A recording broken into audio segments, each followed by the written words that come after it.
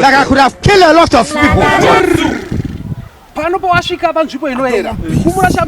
I want problems always. Zita rako baba nere mwana komana ane kusingaperi. Baba. Ndikuratidzwa gomba riri pamberi penyu. Ende gomba iri ndaudzwa nemweya mutsvene zviri kunzi harichacharikika gomba iri. Muri kundinzwisisa here baba? Zvichireva kuti mazuva enyu ekurarama pano panyika akwana. Muri kunzwa kutaura kwandiri kuita? Zvino mazuva akwana kudaro nemabasa amaibata pano pasi kudenga hamuna nzvimbo. Kupabatisisa. Saka ngirozi dziri kunditi dai makwanisa kutenga ma-square meters ekuti muzokwanisa kuwana nzvimbo kudenga. Ndiri kuzama kutaura kuti munofanira kutenga stand kudenga ekuti muzosvika muchivaka. Manzwa kutaura kwandiri kuita baba?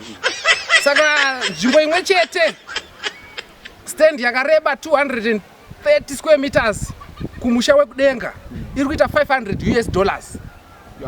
Mumu man. Saka kuda kwanza vadi kuruma $1 US baba. Will you keep quiet? Yeah, chamo chaka. Funke. Tsvagai mari because hamusina nzvimbo pano panyika. Musha wenyu wakudenga. Apa muna futi musha kudenga. Saka tsvagai mari iyoyo mutenge stand yenyu yekuti muzokwanisa kunge muchigara zvakanaka kudenga. Apa mari ndinenge chipani. Munopa ini? Ndozopa ngirozi. Pacheni. Kamba zvakanaka munhu waMwari.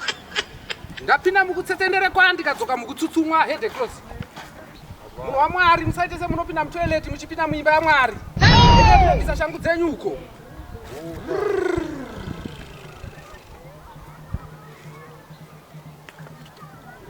Fukamai apa munhu waMwari. Zita rako baba nere mwana komana ane kusingaperi.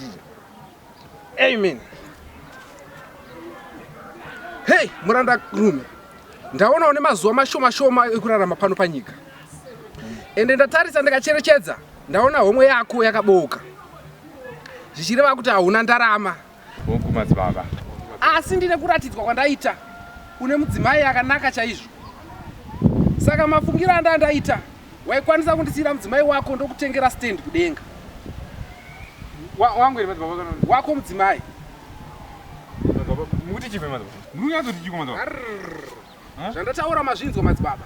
Panapa madzibaba muri profit ere? Muda mukadzi wangu. Madzibaba makakwana ere? Ha? Makakwana. Jesus is Lord. Yo, madzibaba ere?